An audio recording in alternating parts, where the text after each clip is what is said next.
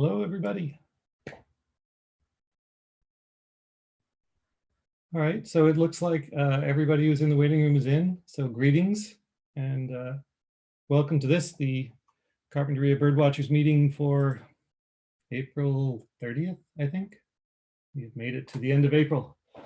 So I don't know if you've seen this too, but a lot of people seem to be talking about the fact that March took forever this year, subjectively speaking, and April took no time at all. It does seem like we're zipping through, we zipped through April. All right, so today's meeting is on kingfishers and flycatchers.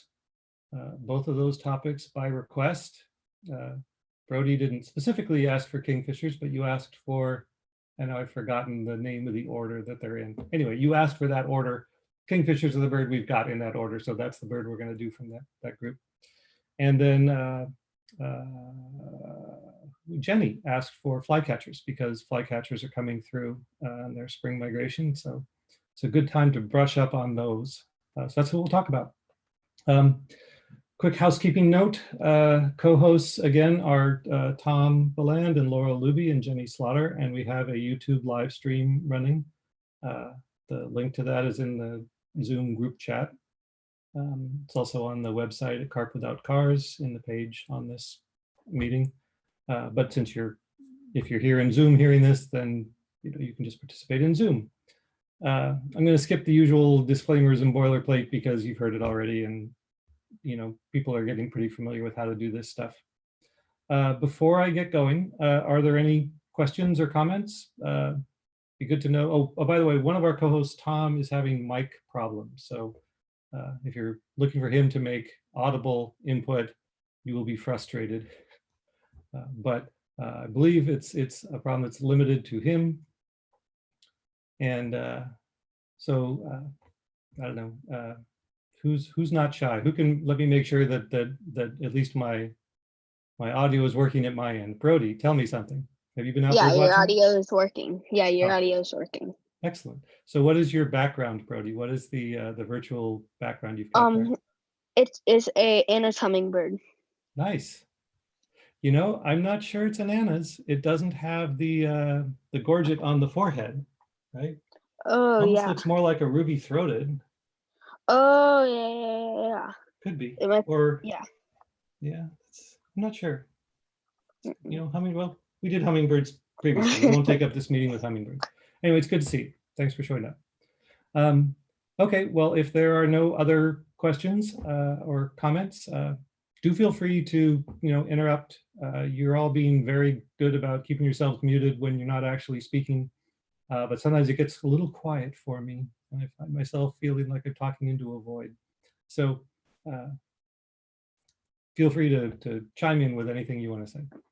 But I will just go ahead and get started on the actual presentation. And to do that, I am going to share my screen. So with any luck, you are now seeing my screen.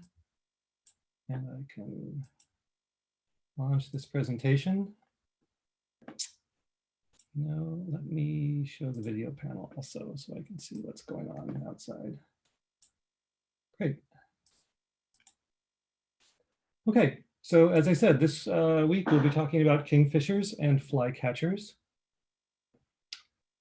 which at first glance seem pretty unrelated, but at least conceptually, it occurred to me as I was working on this that, they are similar in the sense that kingfishers are named after kings, human royalty. They have a very big personality and they're sort of out there and obvious, and they're territorial and they chase things around, which is sort of evocative of what kings do, I guess.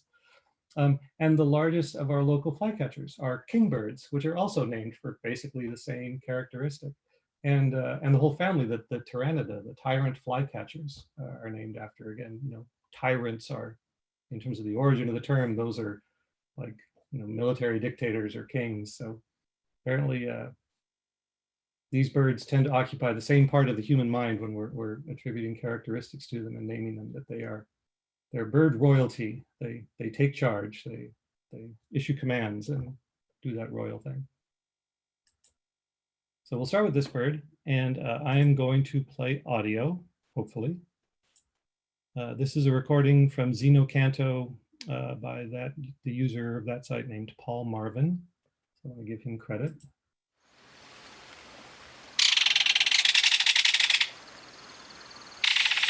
If you guys hear that, give me a thumbs up if you're hearing that audio. Excellent. Good. So yeah, whoops, sorry, we've moved on to other birds. Sorry. Yeah, so that rattle is the sound of the belted kingfisher. And they're, as I was saying, very territorial, and they announce their presence with that rattle. I think probably most of the time when I have a kingfisher, when I'm out birding, I hear it before I see it. So you hear that rattle and you know that one's around. So they are part of the order Coraciiformes, which I'm hopefully pronouncing better this time than last time, which, as Brody pointed out in the last meeting, includes bee-eaters, rollers, motmots, and toadies, none of which are birds I have ever seen in the wild. I'm not even sure I've ever seen them in zoos, but we don't have them in North America in the wild. There's only a handful of Coraciiformes, that order in the New World, and of those, only one species, the belted kingfisher, is regularly seen north of Mexico. So that's the one we're going to talk about, the belted kingfisher. Here are some photos. The one on the left, I apologize for the low quality. It makes my life easier when I'm throwing these presentations together if I use my own photos, because I don't have to worry about digging up the attribution and making sure that I credit the photographer. So that's a photo of mine on the left. Distant and grainy and, you know, overly cropped, but hopefully it gives you the essence of the bird. So what this is showing you is the sexual dimorphism of belted kingfishers. So, and unlike most of our bird species, the female is actually more colorful than the male.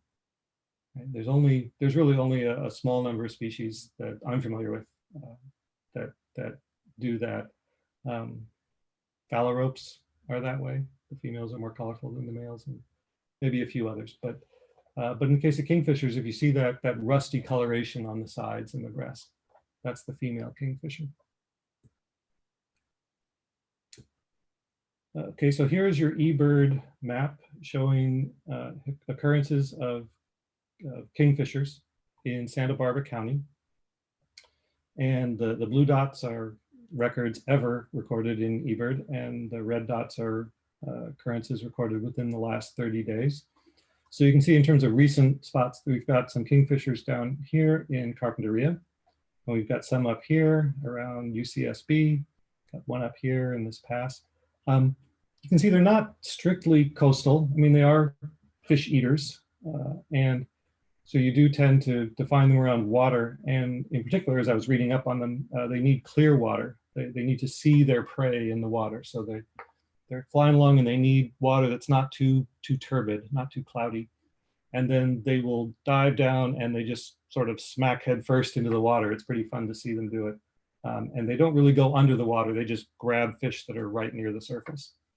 And as I say, they occur pretty much, you know, in freshwater, saltwater. You know, they're in protected waters, but you see them along lakes and ponds and bays, and the Carpinteria Salt Marsh is where we see them a lot around here. Let's see, should we look at the abundance animation, my status and trends favorite? Take a look at that.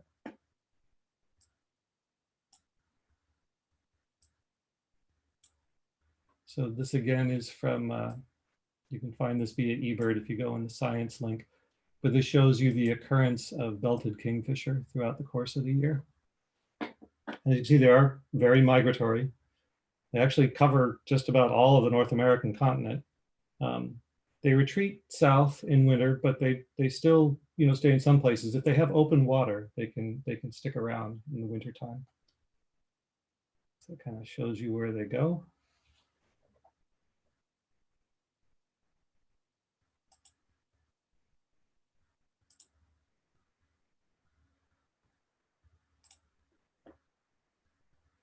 And so one question I did want to look at was this question of, do belted kingfishers breed around here? And it's actually a trickier question than I at first thought. So if you look at the range map at the All About Birds website. Again, you can link to, if you're eBird and you click on the species name, it takes you to the, you can drill your way down to the All About Birds site. And if you look at that, at least initially, it looks like we're in the blue area, that is the non-breeding area. But if you look real closely, actually there's this little strip of purple, this little strip of breeding territory that goes south along the California coast and includes just about up to where we are. So this, this is a low resolution map, but this little nubbin here, that's like Point Conception. And so we're right around here, right on the edge of that breeding territory. So it becomes sort of an interesting question whether they breed here or not. If you look at the eBird occurrence histogram, which shows you, by the thickness of the green box, what percentage of eBird lists in a given week of the year that this bird occurs in. You can see that we have them throughout the year in Santa Barbara County, at least going back historically.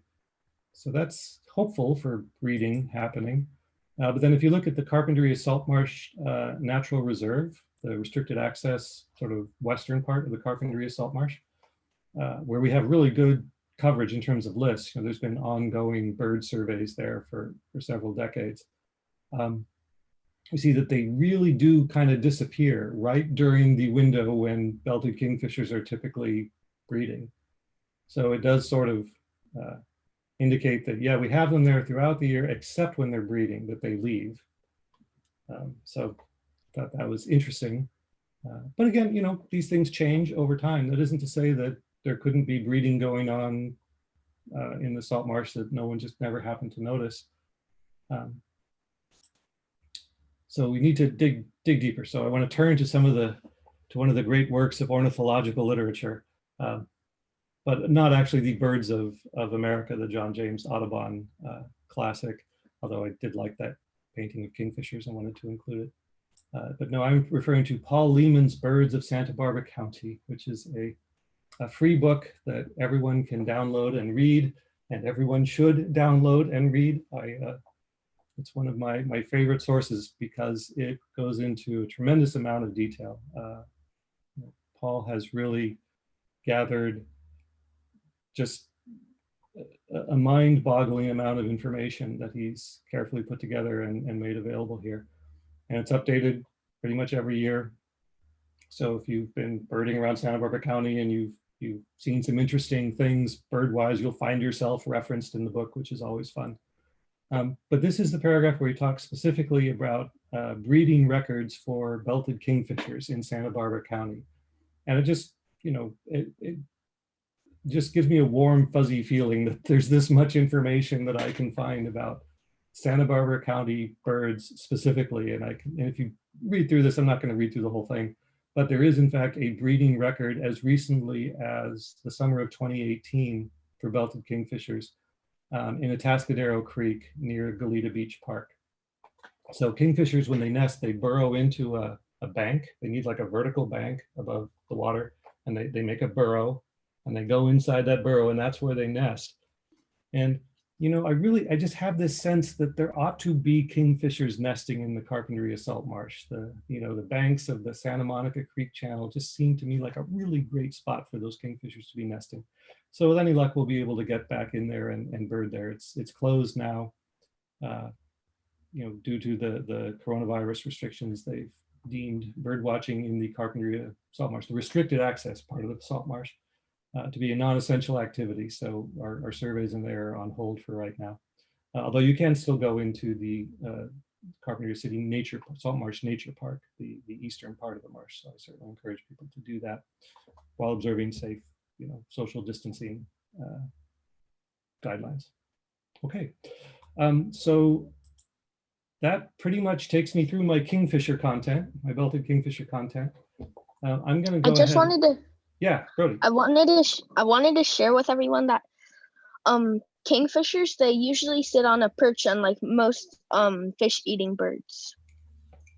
Yeah, you find them, they'll just be sitting there keeping their eye out on things, which is another way that they're sort of similar to flycatchers. So another conceptual link between parts 1 and 2 of our presentation today. Okay, well, I'm going to stop the screen share briefly so we can go back to seeing each other. Any other questions or comments before we keep going? Someone tell me their favorite bird they saw this week. Mary Jo is waving her hands. Mary Jo, please. You have to unmute though. We can't hear you. Let me see if I can find you and unmute you. Okay, you are now unmuted, Mary Jo. Okay.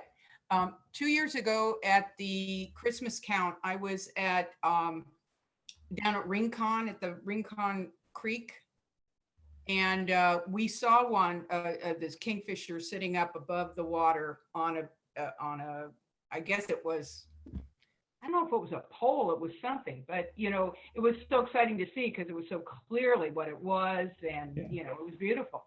But that was at Christmas, and I was surprised. The Christmas. Yeah. Yeah, no, they're, you know, we have them pretty much throughout the year, possibly. You know, again, they're pretty specific in terms of their habitat needs, but if you've got that habitat, there's a good chance of seeing them.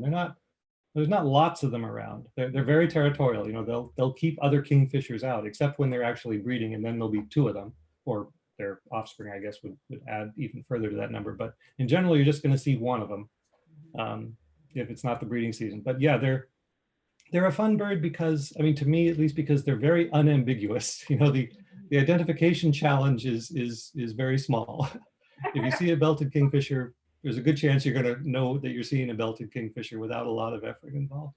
Mm-hmm. So I think that's neat. And again, I just think it's fun to watch them smack into the water and fly off with the fish. I just think that's an enjoyable thing. Brody, I see you're waving. Are you looking to offer something?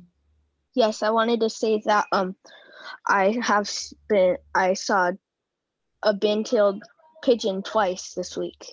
Oh, excellent. Yeah, we talked about them in our meeting on pigeons and doves not too long ago. So that's good. Yeah, they're out there, and that's a good one to know. You know, if you see them winging their way over, you can get good enough. You can pick them out and separate them from like the rock pigeons and the Eurasian Yeah, collar it's doves. just their size. It was like twice as big as a collared dove that I'll usually see around there. Yeah, they're big bruisers. They're our biggest local pigeons / doves. Yeah, they are the largest. They used to be the 2nd largest after the passenger pigeon. Yeah, which unfortunately is And no they're longer with us. Yeah, it is also closely related to the passenger pigeon. Okay, well that is very cool, and thank you for sharing that. I'm gonna sort of grab the reins and steer us back into flycatchers because we've got a lot of flycatchers to talk about. I wanted to do, you know, I wanted to cover all the ones you've got a good chance of seeing. And, you know, I haven't gone into a lot of detail on the rarities because again, there's so many of the ones you can see more easily that I wanted to cover. But if there is no objection, I'll go back to the presentation slides and we'll keep rolling. I see a few nods. It sounds good. Okay, on we go. Let's see.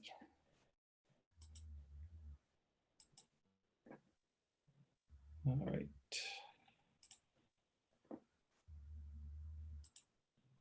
Okay, so we're going to talk about flycatchers now. And they are a fun group. Here is, you know, just 4 assorted flycatchers that you can see in Santa Barbara County, and we'll talk about all of these. I want to talk about their sort of general flycatcher characteristics. How do you know when you're looking at a flycatcher? They've got a sort of characteristic profile with sort of a large head. I mean, not huge, but just that sort of flycatcher look. They're kind of a little bit big-headed. They tend to have a relatively upright posture, you know, as opposed to some birds that are more horizontal most of the time. And they've got this medium-length beak that's flattened, and from the side it looks like a really thin beak, but if you actually get above or below and look at it, it's sort of triangular. Like it's got a pretty broad base, but then it's flattened vertically. And then behaviorally, there are some things that really make them stand out. So they tend to perch in an exposed perch. You know, they want to perch somewhere with a good view, and then they sally. They fly out to catch flying insects, and then they often return to the same perch. So if you see a bird doing that, and we call it fly catching, good chance it's actually a flycatcher. There are some other species that do it too. Some non-flycatchers like yellow-rumped warblers will do it, and others. Bluebirds do flycatching, but flycatchers do it a lot. Is what they do, and it's, you know, they're kind of fun, sort of like I was talking about with the kingfishers, that they're enjoyable because they're out there and you can see them. You know, flycatchers are not skulking around in the foliage the way maybe some warblers or other birds, some other small perching birds do. You know, they're out there where you can see them because they want to be where they can see the insects. So that makes them kind of fun. And then again, that thing about returning to the same perch is very helpful. You know, because a lot of times, you know, by the time I get my binoculars on a bird, it leaves. But with a flycatcher, there's a decent chance it'll come back. Some species have behaviors that are characteristic where they'll pump their tails. So if you see them, they'll be kind of pumping their tail down and up. Some of the smaller ones do like little wing flicks. So as you learn that, those are good clues for identification.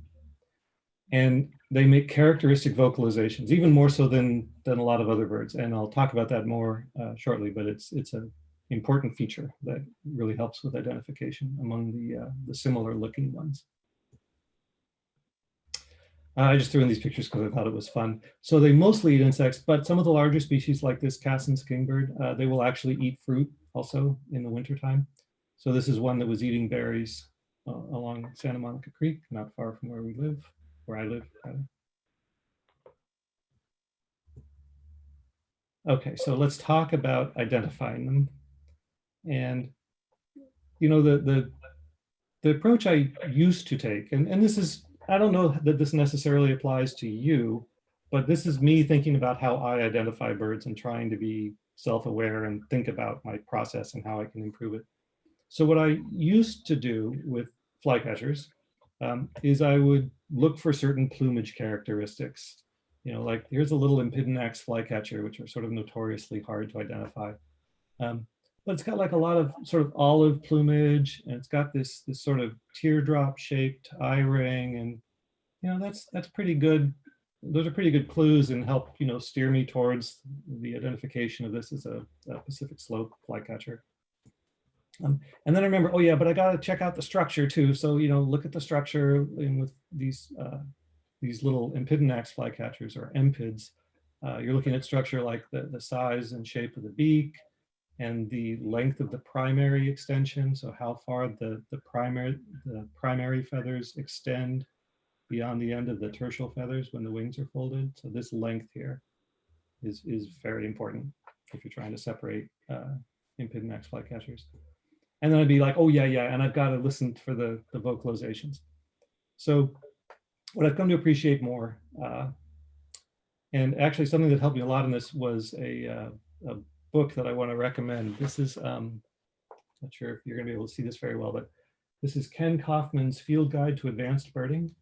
And it has 40 pages on Empidonax flycatchers, and it's really good stuff.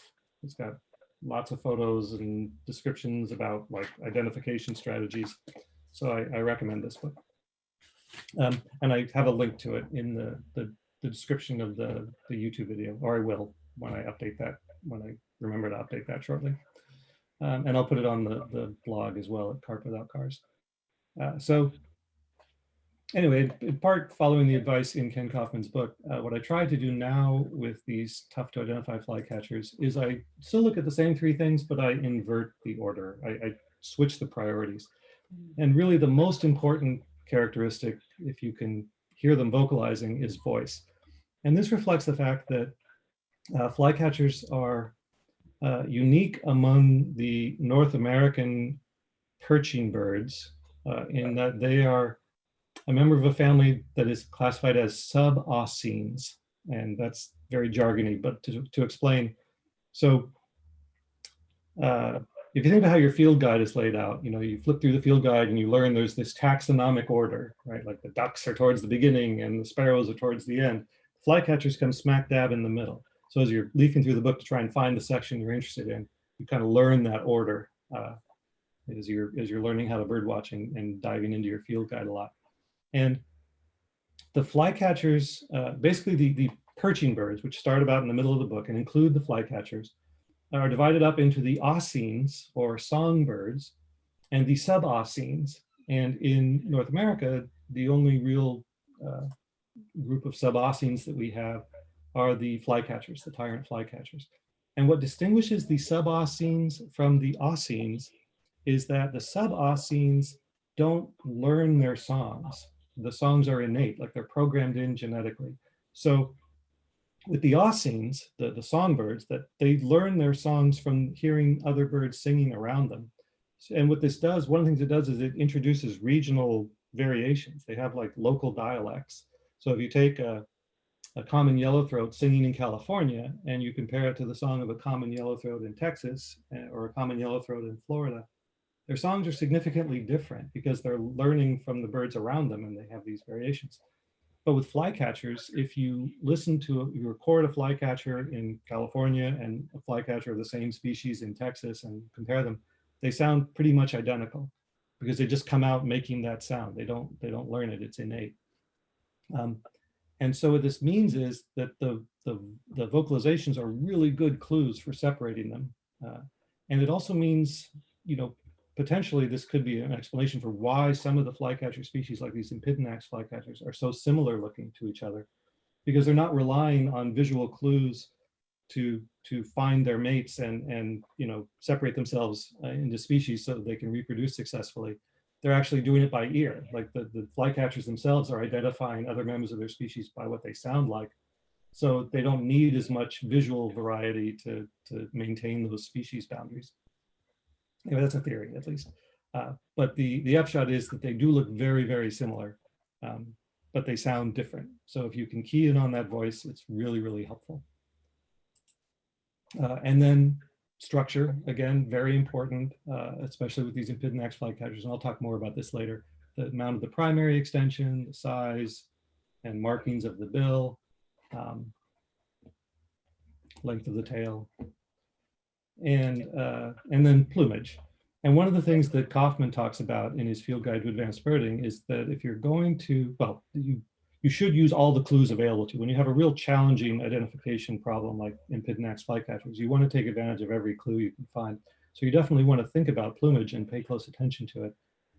But he recommends that it's very important, he says, that you consider you age the plumage. You want to know the bird's molt status. So when the bird has molted recently and replaced its feathers, they'll be very fresh looking, and then the color contrast that it shows versus other species are the boldest and the most recognizable. But then as those feathers wear, and you get later on till it's getting up close to the time when it's going to molt again, the feathers tend to fade, they tend to become more drab, the wing bars are less prominent.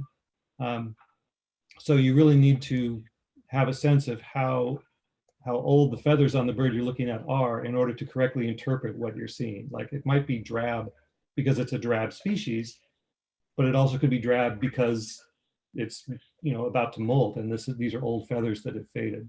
So all of these are important factors to keep in mind. So again, if you're really into these Empidonax flycatchers, get his book and go through the 40 pages. It's really fascinating stuff. Okay, so let's move on though and talk about our local species. And I've divided them up into 4 groups with a representative example from each of those 4 groups here, just for sort of ease of learning. So I'm going to talk about 3 kingbird species. Those are the largest flycatchers we have around here. I'm going to talk about 2 Phoebes, sort of mid-sized with sort of some characteristics that set them apart. And then I have a grab bag of 3 other sort of medium-sized flycatchers I just sort of threw together. And finally, I'll talk about 3 Empidonax species, which, that's manageable, right? That's not too scary. All right, I'll start with the kingbirds. So here's your eBird histogram for Santa Barbara County. And if you look at this, you can see that we have Cassin's kingbirds throughout the year. They're resident here, they breed here, they winter here. Pretty good numbers, you can find them out there if you look around in good kingbird habitat. They like sort of open country and big trees. Then we get Western kingbirds, pretty much just starting with the spring migration, they start moving through, and then they stay through the breeding season. Not all of them stay here to breed. Some of them pass through and breed elsewhere, but and then in the fall they leave, and again in the winter there's just a very small number of them, or like none really. And then finally the tropical kingbird. This is an interesting one. This is one of the rarer species that I'm actually going to talk about today, because although they're rare, you can definitely find them. You know, if you look in eBird and look for reports of them and learn where they're wintering, basically what we get here is they're sort of the winter vagrants pattern, where they don't breed here, they don't normally winter here, but a few of them do. So if you know where to look for them and can recognize them, you can find them in the winter. All right, so let me play some vocalization. So I'm going to start with the bird in the upper left, this one. And this is it was listed as its call. You know, these birds make lots of different vocalizations, but this is the sort of the day-to-day kind of call you might hear it make.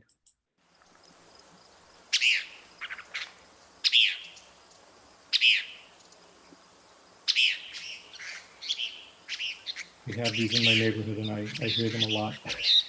This is very familiar to me. This is Paul Marvin, the same one who made the Kingfisher recording, made this recording on Xeno Campus.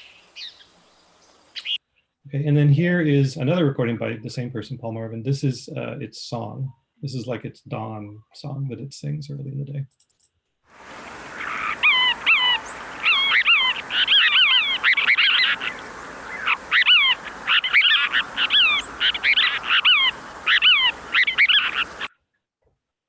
So that is the Cassin's kingbird.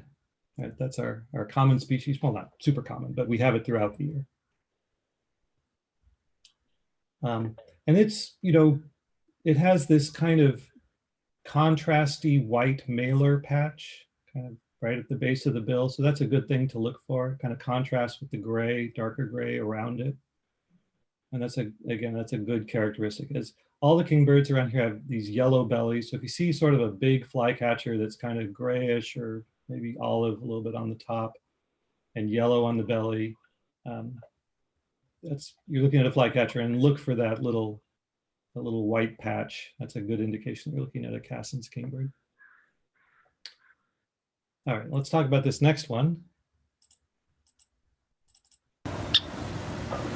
It's called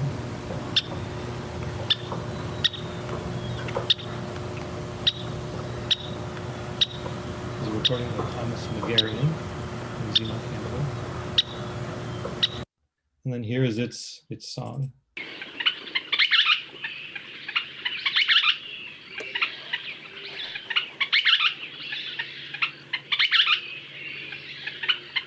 And this is by Ed Pandolfino. So you know, it's kind of similar in character to the Cassin's kingbird, but noticeably different. You know, it's a little higher pitched and just a different vocalization. So this is the Western kingbird. This is the one that we started getting in migration, and we've had a lot of them lately. So if you look, it doesn't really have the same little contrasty patch. It has more of a larger light area on the throat. It's lighter overall in the throat and breast area. The Cassin's is more of a dark gray, and the Western is lighter. And then if you see it, it's not always really obvious, and it's not really obvious in this photo, but it has a white stripe on the outer edges of its tail. So if you get a good look at it in flight and it spreads its tail out and you see these distinct white borders on the tail, that's an indication you're looking at a Western kingbird. All right, now let's hear our last one down in the lower right-hand corner.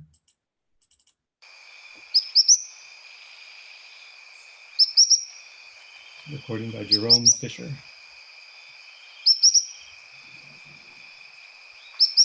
That's its call. I don't think I've ever heard, actually. And then here is its song. This is a recording by Guilherme de Barros Brandiao. Something like that. I apologize to him if he hears this. This sort of twittering song. Quite quite distinctive from the other two kingbirds, even though visually it's pretty similar looking. And this is the tropical kingbird. And visually, the things that set the tropical kingbird apart, it looks pretty similar in its overall pattern to the Cassin's kingbird. And it often, there are often Cassin's kingbirds in the vicinity when you see a tropical kingbird because they sort of hang out in the same sorts of habitats. But its beak is a little larger. So if you look for that, you can kind of see that it's got a bigger beak. And a really key thing that's subtle, but then once you really look for it, it becomes pretty clear, is that the yellow on its belly extends up farther into the breast. In the Cassin's kingbird, if you think about, the bird's chest area here is like a globe. It's like the equator, the thickest part of the chest is pretty gray on the Cassin's. Whereas on the tropical kingbird, the yellow goes all the way up into that area. So that's an important thing to look for. So any questions about the kingbirds before we move on? I see head shakes. All right, we'll move on. We'll see other flycatchers. And we'll talk about the second group, the Phoebes. So again, I'm only really talking about two Phoebes here. There is a third Phoebe, an eastern Phoebe, that occasionally will show up in Santa Barbara County. And if you're, keeping track of your eBird sightings and you're excitedly adding every species you can, when an eastern Phoebe shows up, head on out there and see if you can see it. But I'm not going to talk about it because I've got a lot of other flycatchers to talk about. So these two we have a lot of. The black Phoebe is probably one of the most frequently reported birds overall in Santa Barbara County. It's like pretty much anywhere you're out there in suburban habitats or near water, you're likely to see a black Phoebe or hear a black Phoebe. Say's Phoebe is here more in the wintertime, and you can find a few of them in some parts of the county throughout the year, but really the winter is when they kind of spread out throughout the county, and you can see a lot of them. Okay, let's hear their vocalizations. We'll start with this attractive bird.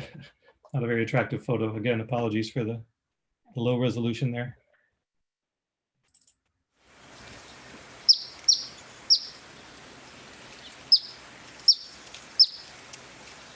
It's a call you're going to hear walking through any sort of suburban neighborhood in Santa Barbara. And then this is its song.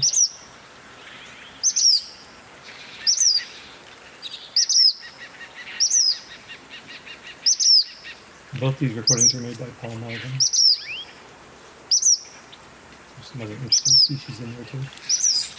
So the Phoebes do this tail pumping thing. So when you see them perch, they're going to be almost always, they're sitting there like dipping their tail down as they make those vocalizations. Like every time there's like with the effort of making that vocalization, the tail goes down every time.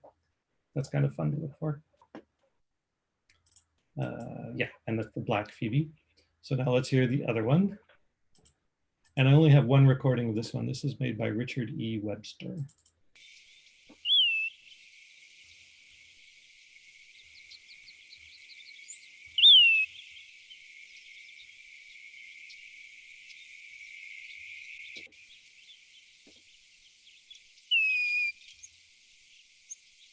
That is the Say's Phoebe. It's kind of a plaintive vocalization. That always makes me feel like, oh, poor Phoebe, it's sad. Why is the Phoebe so sad? But it sounds that way. For all I know, they're very happy. For all I know, they're, making jokes in Phoebe language, but it sounds sad to me. And, I was sort of de-emphasizing the importance of plumage, but, the plumage of both these birds is quite distinctive and is a, big help in recognizing them. That sort of salmon color on the Say's Phoebe contrasting with this sort of brownish, grayish, I'm not sure what this color is called. I'm sure there's a name for it, but I don't know what it is. Anyway, it's very distinctive. If you see that color combo, there's a good chance you're looking at a Say's Phoebe. Let's move on to the grab bag, my miscellaneous mid-sized flycatchers. I threw these three species together. They're not especially similar to each other in the world of flycatchers, but they are all kind of medium-sized and distinctive looking, and they all kind of have the same sort of occurrence pattern. That is, we start seeing them around April, and we stop seeing them around September, October. You know, they're here in the summer months, and really not outside of that. The olive-sided flycatcher is probably the hardest one to see in terms of its frequency of occurrence in the eBird list. And, you know, kind of comes through in spring migration is a good time when you might see it around here. But then you're really going to need to go up in the mountains probably to have a good chance of seeing it. It likes to be up in higher elevations. The western wood pewee, we have, you know, throughout the summer, and they're definitely here if you're in their preferred habitat, where they kind of like big trees and riparian corridors. They're out there vocalizing now. You can definitely hear them. They're not shy about announcing their presence. And the ash-throated flycatcher, you know, we get a big push of them coming through in migration, and that's really just ramping up right now. And some of them stick around throughout the summer, and then again they leave in the fall. So let's look at what they look like. So here are our 3 species. I'm going to start by playing this one's vocalization. This is Ed Pandolfino's recording.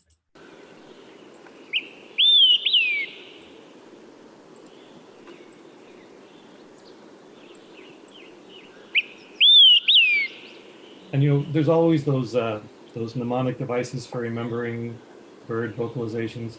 This is the quick 3 beers bird. So he's ordering beers at a bar. He's like, quick 3 beers. Which, I don't know, my daughter always thought that was the most hilarious thing. And when she actually heard one, you know, she's like, oh my gosh, it really sounds like that. So it's a fun bird. If you hear it, you will know that's what you're hearing.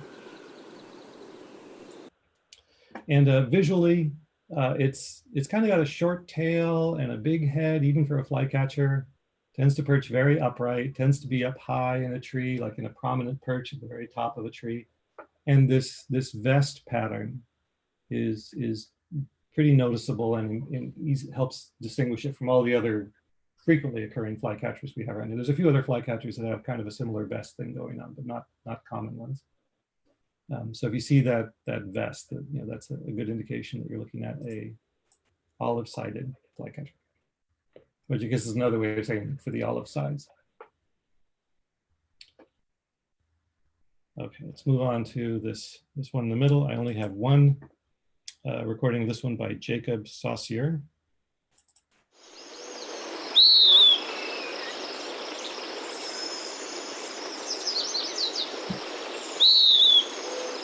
I was birding in Kachuma Creek last weekend, and you know, I was just hearing this the whole time. They're the western wood pewee, you know, and they're up there in the tops of the trees again. You know, sort of a smallish to medium flycatcher. Very long wings. So if you're looking at the proportions of the bird, and especially if you see it in flight, these long pointed wings when it's flying are very obvious compared to some other, like Empidonax flycatchers, other kinds of flycatchers that it might be confused with. And again, they'll be making that vocalization, that, you know, that long drawn out vocalization is very distinctive. All right, and let's do the third one here. It's called Jared Swakhamer made this recording.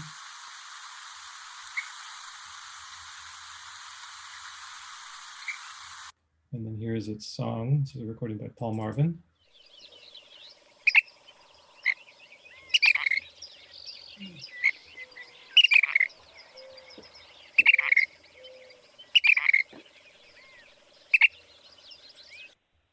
This is the ash-throated flycatcher.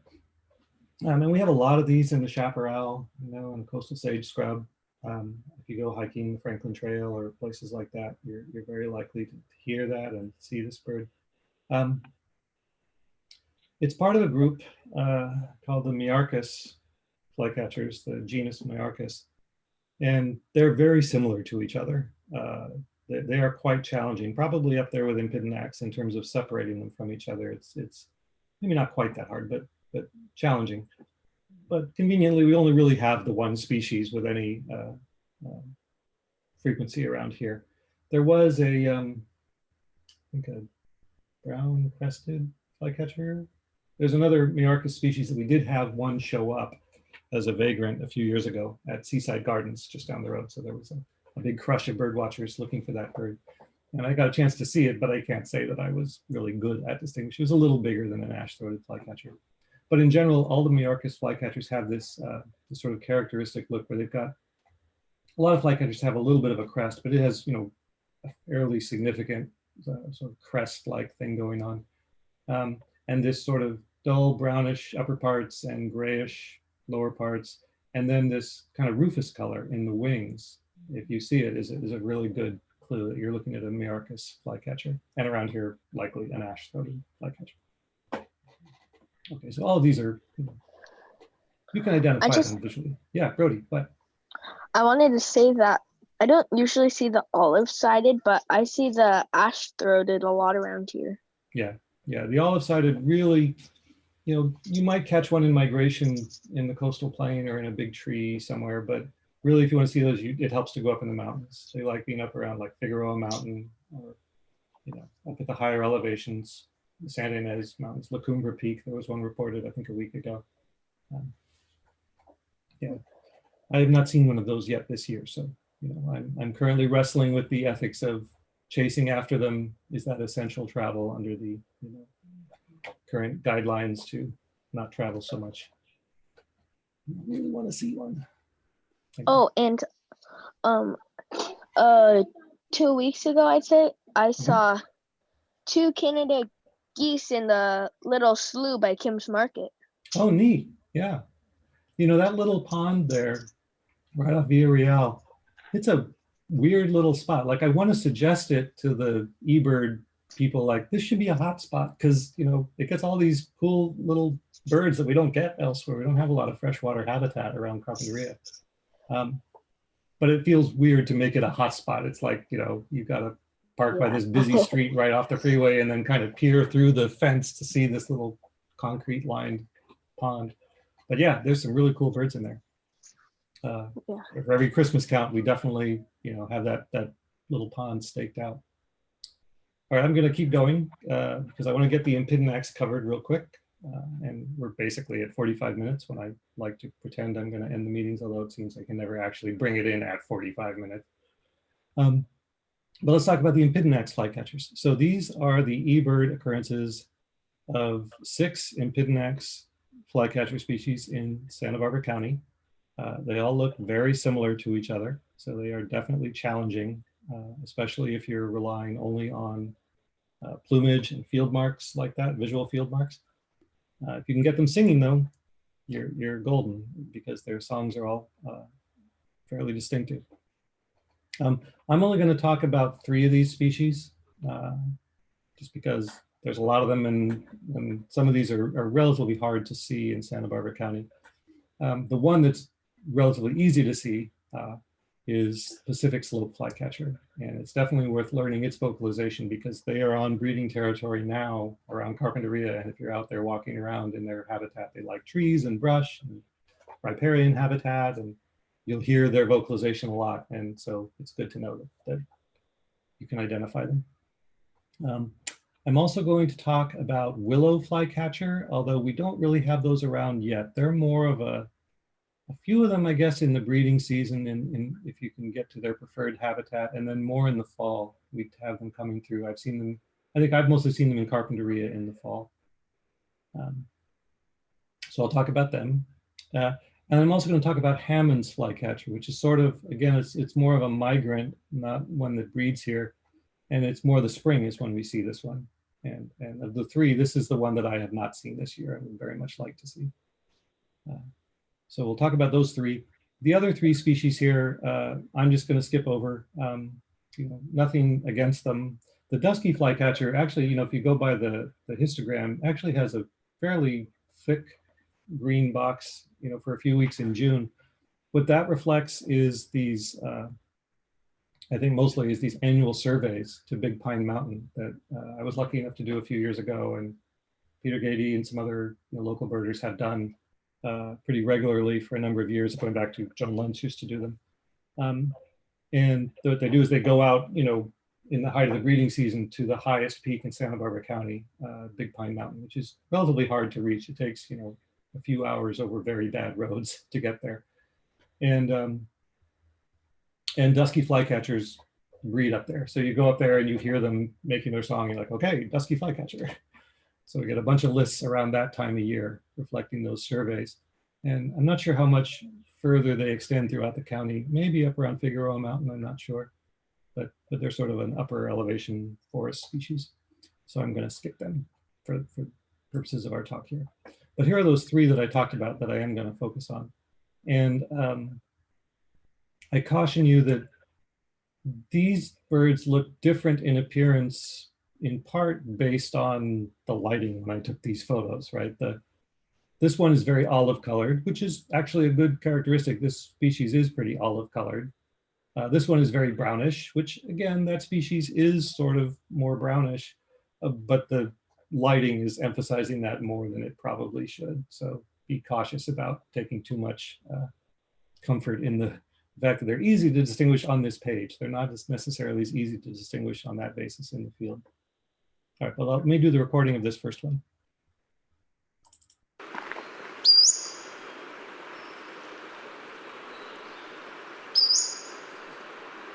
So if you've been out like Carpinteria Creek or some of the other riparian habitat in Carpinteria, you probably have heard this over the last week or so because they're out there doing that. And then this is listed as its song, the same species.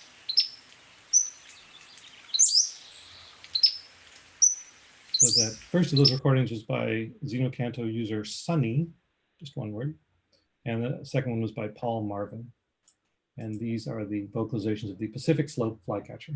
So this, you know, this is the Empidonax that you should be able to get pretty easily if you go out looking for it in the coastal plain in the breeding season, because they're on their breeding territory, they're announcing their presence, and they have that distinctive vocalization. It's a pretty olive colored Empidonax. It has a relatively large beak for an Empidonax flycatcher. And then it has this teardrop shaped eye ring. These are all good characteristics to look for with the sort of extension of the eye ring behind the eye. And it's unfortunate that in this, the best photo I have of a Pacific Slope flycatcher, there's this branch kind of obscuring the primary extension, but it has basically a medium amount of primary extension. In Empidonax flycatcher terms, this is sort of a middle ground of how far the primaries extend. So like short to medium. And what you're kind of looking for there is you're comparing this distance like to the length of the tail, or how far the wingtips come relative to where the undertail coverts meet the tail. It's very specific, and you know, go study it. And in fact, one of the things that Kaufman talks about in his chapter on Empidonax flycatchers is don't just concentrate on the rare ones that you're trying to add to your list. Go look at the ones you can find. You know, go look at the commonplace ones in your area, because by studying them, you will learn what the range of individual variation is. You'll learn, you know, by studying those things like primary extension, by really getting that in your head, then when you see one of these rarer species that are different, that difference will jump out at you much more than if you've just been sort of saying, oh yeah, Pacific Slope. Yeah, Pacific Slope. I don't need to look at it. I know what it looks like. You should study it so you really know what it looks like. Okay, let's move on to this middle one.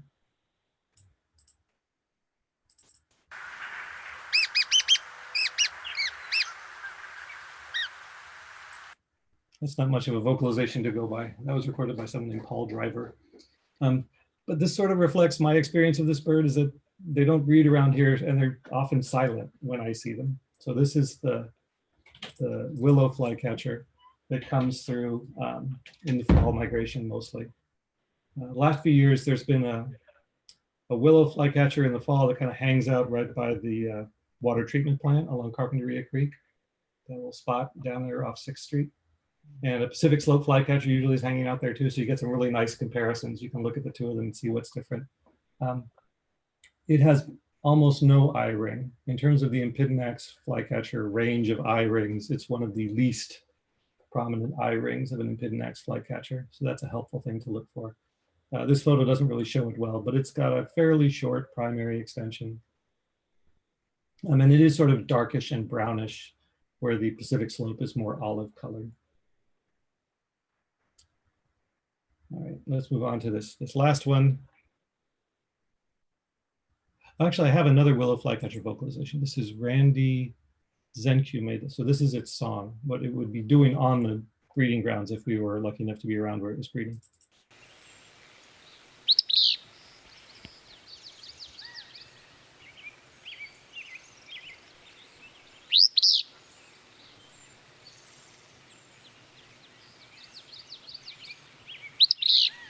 So again, when I'm out there birding in some other places where there's more different breeding Empidonax flycatchers around, if I can get a recording of it singing, I feel very happy because I know I can go back and compare that to, 50 different recordings on Xenocanto and hopefully get a pretty clear idea of what species it is. Certainly a much better idea than I can get just looking at it. Okay, so now let's hear this last one in the lower right.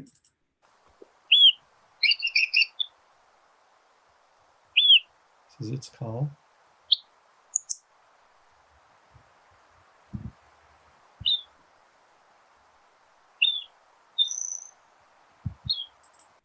And then this is its song.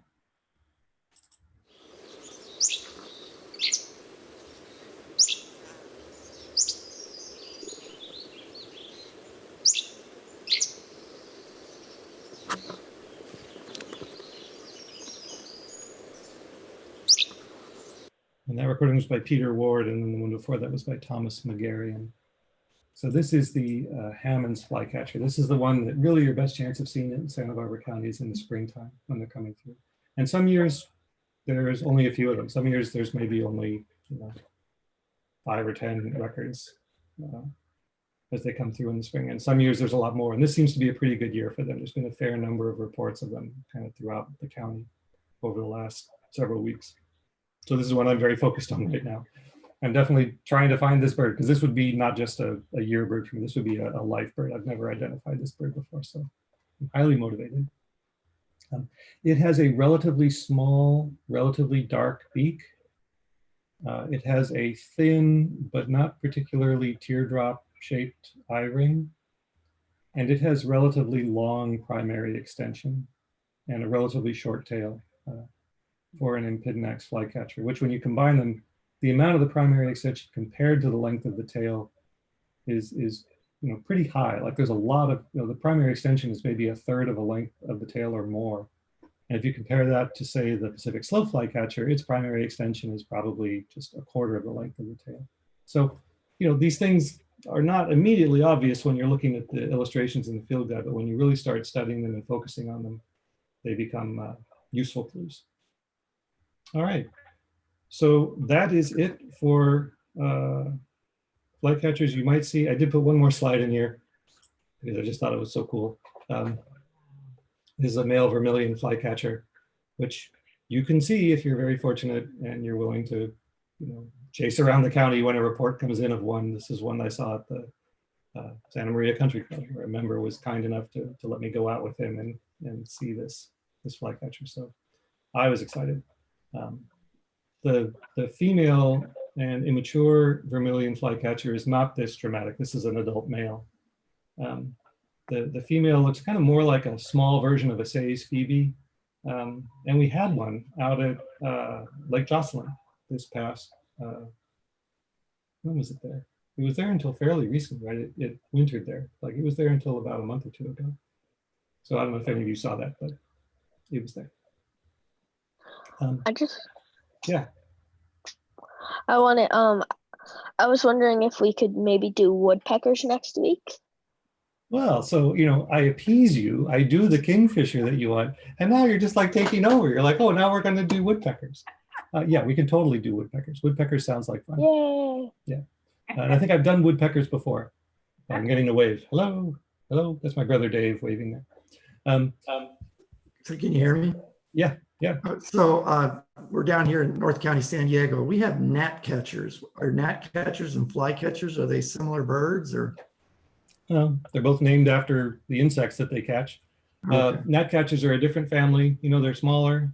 They have sort of different characteristics. You're actually really lucky down your way because you have more than one gnatcatcher. We really only have the blue-gray gnatcatcher. You have that, plus you also have the California gnatcatcher. Okay. We've got extra gnatcatcher fun. Thanks. Yeah, yeah. Other questions? We're basically done with the presentation. So don't let me forget woodpeckers. And I've already done woodpeckers, so that'll be relatively easy to throw together for next week. Yes, I have a question. Can Yeah. you tell me, as far as are there any specific reasons for vocalizing a call versus a sound, a song? Yeah, I mean, I am not expert enough to give you a really good answer on this. I can give you my sort of seat of the pants sense of it, but you know, if you look up some expert resource and it disagrees with me, believe the expert resource. Don't believe what I'm about to tell you.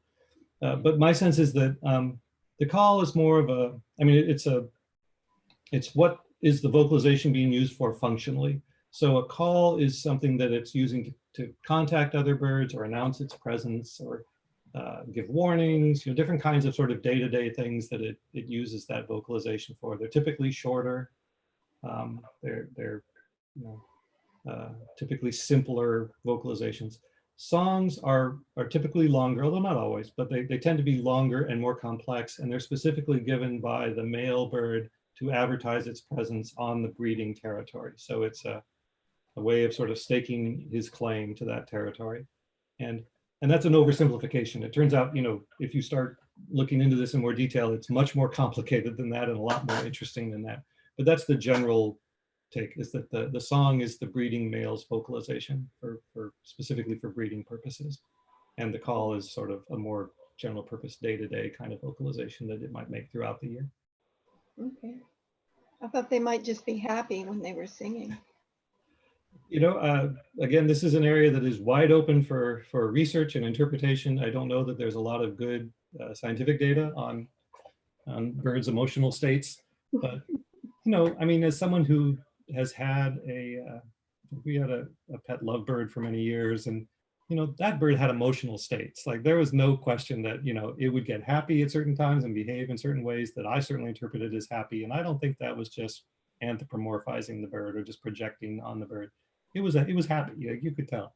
Or it would get angry, you know, it would get annoyed and start like showing that in other ways. So certainly I think there's a good possibility that there are tie-ins between the bird's emotional states and the kinds of vocalizations it's making. Thanks, John. Yeah. Any other questions? All right, well, seeing no other questions, let me see, I'm looking at the chat and I see that Tom is reporting that he still has Western tanagers and grosbeaks in his yard. And that is true in my yard as well. They're still coming through. You know, Joan Lentz posted a comment to the SBCO birding email list, which I certainly encourage everyone to check out. If this is your idea of fun content, you can find out way more about what's going on in Santa Barbara County for birding purposes by checking out that mailing list. That it's been a really fun spring. It's been a very active spring with a lot of spring migrants really hanging around in big numbers and coming through her yard and, you know, showing up in different places. And yeah, the Western tanagers and the black-headed grosbeaks and the Bullock's orioles, you know, I've got bunches of them in the big trees in our yard, you know, even now, and they're definitely out there and you should check them out. It's a good time to see them if those are birds you're interested in seeing. I have I've been having some hooded orioles and Bullock's orioles around my house. Yeah, which is cool. Yeah, and they're fun, and I've been learning a lot. Like, you know, with the lockdown situation, I've been doing a lot more birding in my yard, and so I feel very fortunate that I've got a big sycamore in the front yard that has a lot of hooded and Bullock's orioles in it. So I've been getting better at distinguishing them. Maybe I'm not going to put so many, you know, oriole species entries in my eBird list. I'll be able to be more specific based on the experience I'm getting with really checking them out and listening to them. All right, well, thank you guys very much for participating. And I will go ahead and pull the plug in a moment. And, you know, your encouraged to come back next week. We'll do it again Thursday at 4 o'clock, and we will do woodpeckers. One bird that I'm really missing are the white crowns. They're gone just Yeah. suddenly. Yeah, But- and it's just but- like overnight, you know, they But just, the house finches are in full force. Yep. I've got so many. It's just incredible. I'm having fun watching them. yeah. Yeah, the way those white crowned sparrows disappear is really amazing to me, because, It is. you know, a few weeks ago, you'd walk out in the evening and they were just all singing, and there's so many of them, there's, you know, dozens of them in the hedges, and you walk out now and they're just gone. Gone. Well, they'll be back. I fed them so well. They'll remember. All right, well, thank you, everybody. I'm going to go ahead and shut the meeting down, but it was a lot of fun, and I look forward to seeing you all next week.